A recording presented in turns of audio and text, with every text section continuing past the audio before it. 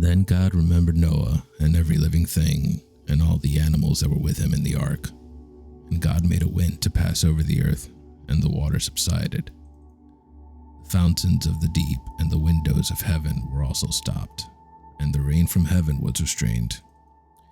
And the waters receded continually from the earth. At the end of the 150 days, the waters decreased. Then the ark rested in the 7th month, the 17th day of the month, on the mountains of Ararat. And the waters decreased continually until the 10th month. In the 10th month, on the 1st day of the month, the tops of the mountains were seen. So it came to pass at the end of 40 days that Noah opened the window of the ark which he had made. Then he sent out a raven, which kept going to and fro until the waters had dried up from the earth. He also sent out from himself a dove to see if the waters had receded from the face of the ground.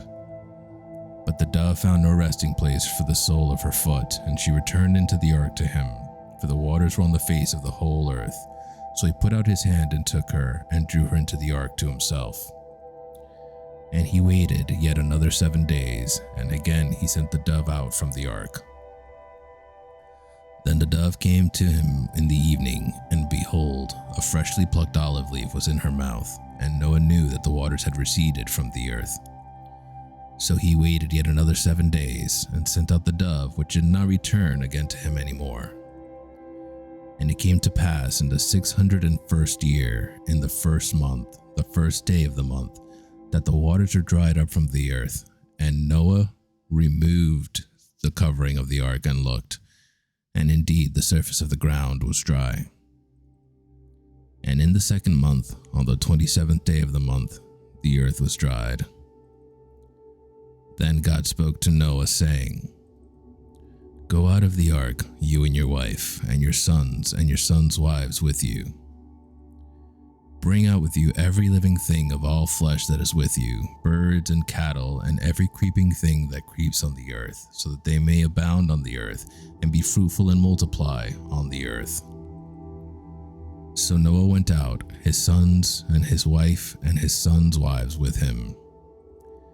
Every animal, every creeping thing, every bird, and whatever creeps on the earth according to their families, went out of the ark.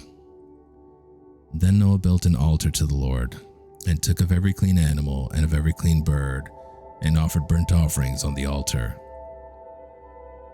And the Lord smelled a soothing aroma. Then the Lord said in his heart, "I will never again curse the ground for man's sake, although the imagination of man's heart is evil from his youth, nor will I again destroy every living thing as I have done. While the earth remains, seed time and harvest, cold and heat, winter and summer, and day and night shall not cease.